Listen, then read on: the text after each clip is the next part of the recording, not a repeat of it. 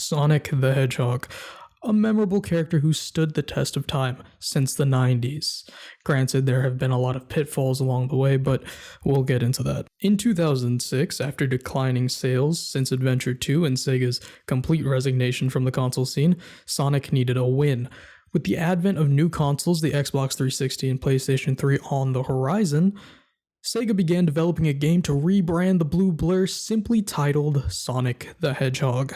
This game was meant to be a return to the adventure formula and a true successor to Adventure 2. However, we now know what happens next. Sega crunches the development, the team gets split after Nintendo's development contract, and apparently the whole game got deleted at one point and they had to start from scratch. Even though, when the game released, it was highly criticized and rated poorly in part due to the bugs and glitches, Sonic always gets one thing right: the music. And today I'm making a cover/tutorial for his world, the Zebrahead version. The orchestral, acoustic, and Crush 40 versions are good, but this is the most rock and roll out of all of them. And of course, there was no good tabs or tutorials, which is why the video took so damn long. We'll get into that in a bit, but first, we need the setup. Again, I'm using a Spark 40 by Positive Grid because I'm too broke to have the cash for pedals. Like I said before, hey Positive Grid, you wanna spot me some Bias FX too? It's free advertising. For the rhythm sections, you want to use something with high gain. I'm using a Mesa Boogie amp model with a rat distortion pedal, a tremolator, and some reverb for ambience and dynamics. The lead section, I'm using the same amp with a tube screamer for overdrive and nothing else. And for the solo, it again is the same amp I'm using, but this time with a big muff, the modeler, for fuzz, with both reverb and delay for those sweet filled out tones. Now, of course, because it's a recording, I'm using a noise gate and compression for easy cleanup, but you don't have to do that if you're playing live. It is what it is. But with that out of the way, let's get into the rhythm section. You're also going to want to drop tune your guitar a half step down, so E flat, A flat, D flat, G flat, B flat, and E flat, or the sharps versions of that, simply because you can play it in E standard, it's just not going to sound the same, so I wouldn't.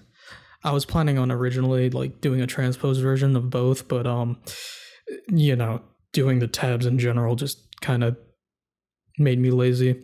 So either way, here we go. So for the rhythm section, you better get your hands ready because they're going to be sitting in this position for a long time. Now, as you can see, I have the tabs up here. That's for the numbers.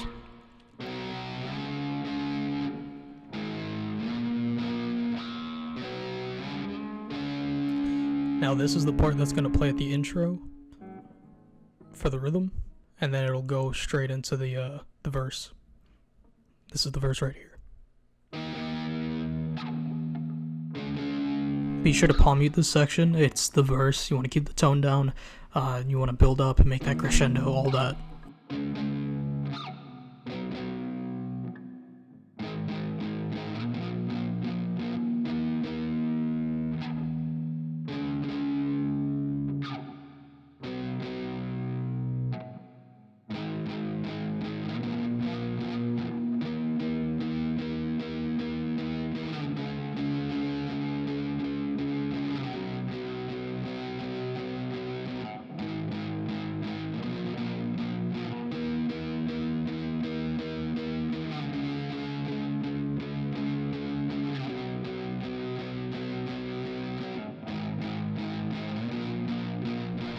Then you go back to the little intro bit.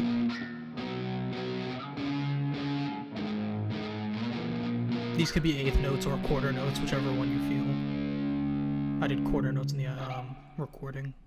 So I kind of messed up here. In the tabs, they're quarter notes. They're supposed to be eighth notes. Again, this is the tremolator with the distortion, the rat, the Proco rat, for the chorus on the rhythm.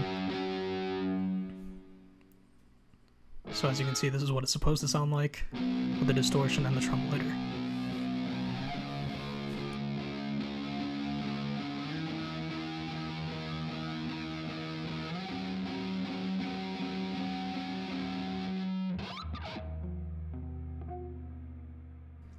So typically what you would do is you play the verse and the chorus separately, so the chorus would be played on the rhythm track. and the verse would be played on the lead track. But you know, if you're playing live, you need it all sort of similar. But yeah, it's just up to you. Can we go back to the intro bit a little bit?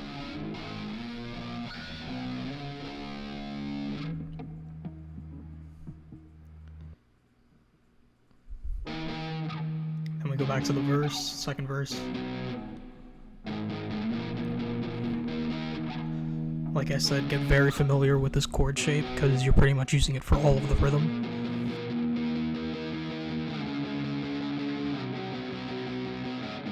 Make sure you palm mute the verse section, by the way, as well. I don't think I am here.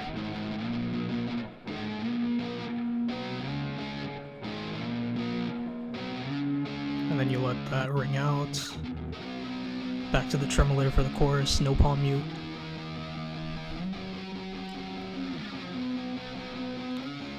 You're gonna play the chorus 3 times, and then you go to the final part of the chorus.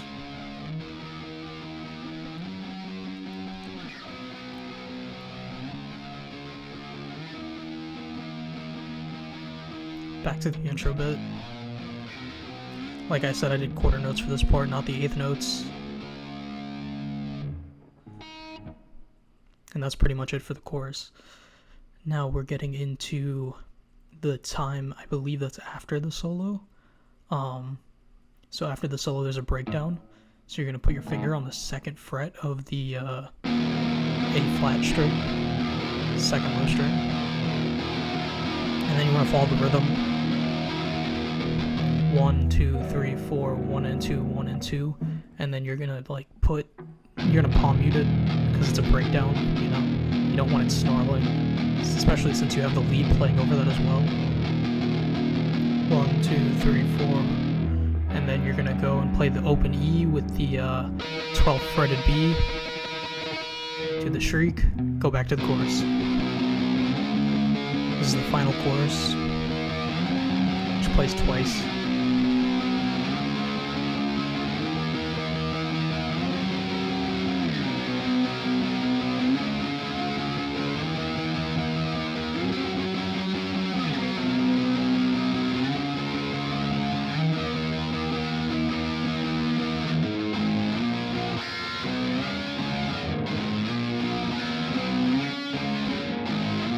And then when you're finishing here, you want to play all the strings with the 9 and the 5. That's what they do at the end of the song, and then it does like that weird screaming noise. Anyway, this is the lead part for the chorus.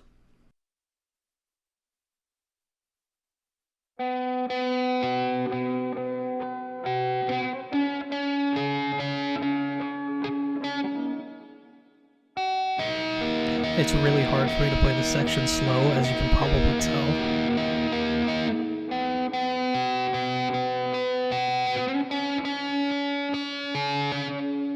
Yeah, I messed up there because it was too slow. Make sure you put vibrato at the end of that.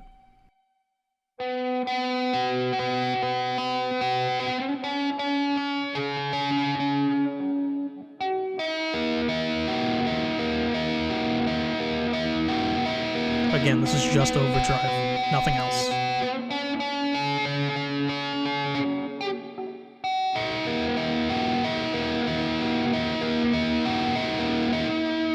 Make sure you put vibrato at the end of that too, because that leads into the next verse.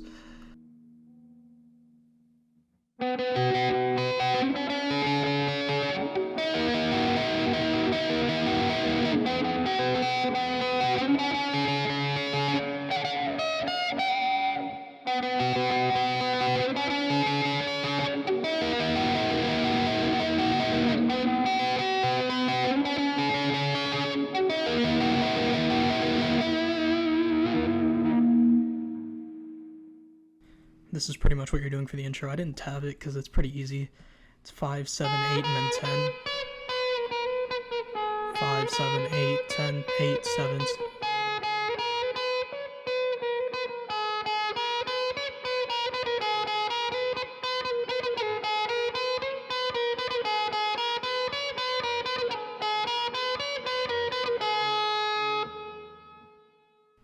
But yeah, you do that in the intro and before the verses on the bridges.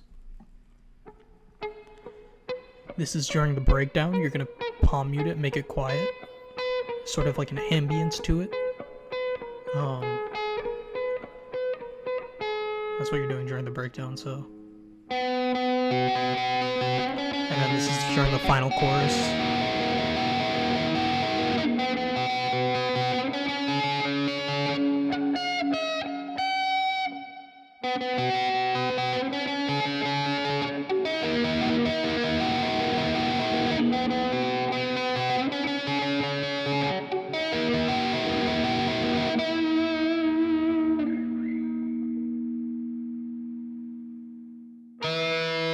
And that's what you play at the end, where you do 9/5 for the chords on the rhythm part. Instead of doing that for the lead, you play the bottom 2 strings on the 12th, and then you just bend up to give it that snarl sound. So when it's overlaid on it to itself, it sounds like massive.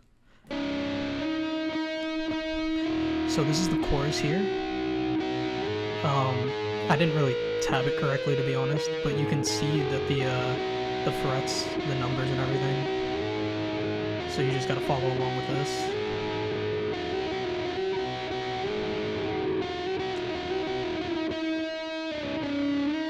Make sure the output volume of your guitar is cranked so you can actually hear the tap. Right here I'm playing on the 8th, anchoring the 8th, playing on the 12th, the 15th, and the 17th. Now I'm anchoring on the 7th, playing on the 10th, the 15th, and the 17th. Anchoring on the 5th, playing on the 8th, the 15th, and the 17th. Anchoring on the 3rd, playing on the 7th, the 12th, and the 15th. 9, 10, 12, 10, 12, 12, 9, 11, 12, 12, 12, 14, 12, 15, 16, 17, 15, 15.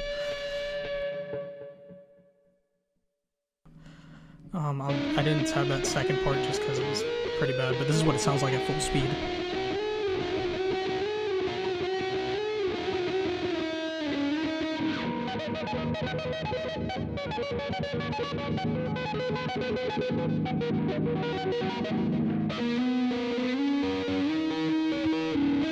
Any tips I would give is make sure that every time you slide up, you're playing that 12th anchored note. So like play it immediately. Now you may have noticed that there was one thing that was missing. It was the second solo from the final chorus. Of course, that wasn't tabbed, so I couldn't get it, and then I was looking at some covers to try and get it, but now that I realize it was just one too much. This video took really long to make, so there was that. And then, you know, maybe if I come back to this song in the future, maybe like 3 years or something, YouTube pops off, you know how it is. I'll do a redo of this cover, but after all that's said and done, you know, I hope you enjoy my cover. This is what it sounds like, you know, fully completed and whatnot. And yeah, let me know if you like the POV style more than the front-facing angle. Be sure to like, subscribe, comment, do all of that. I need that retention, you know what I'm saying? That activity, viewership activity. Anyway, enjoy.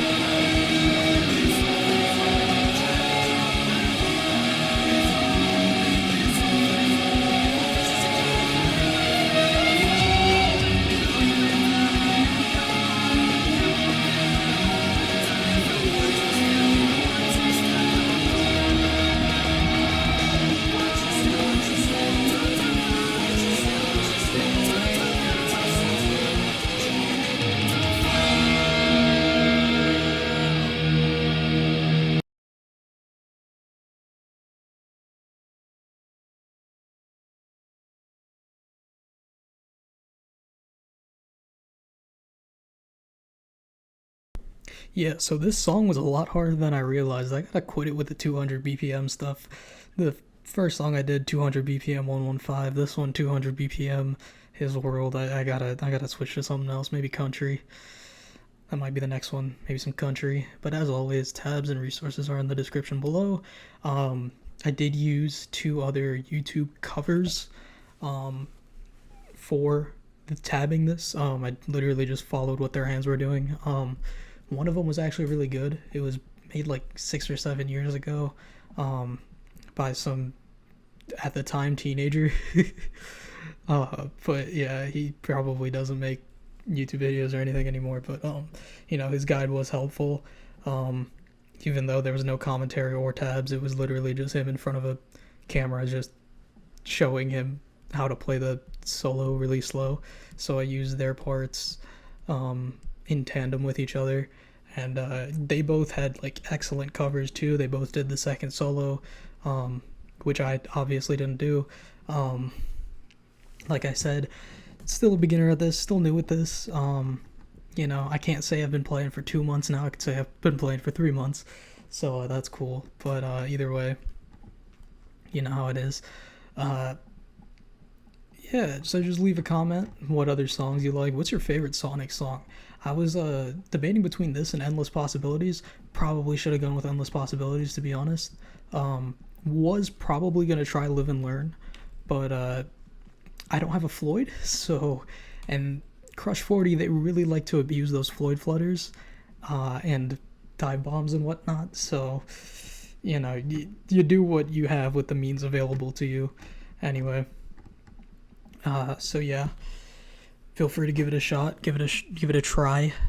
Like I said, the tabs on Songster didn't really make much sense to me, and then as well as like some of the other covers didn't really like go too in depth on the tutorial side of how to play it.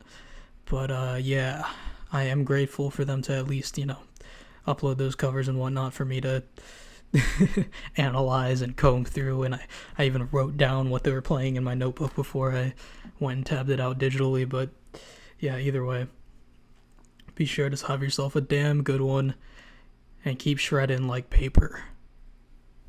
Tighten out.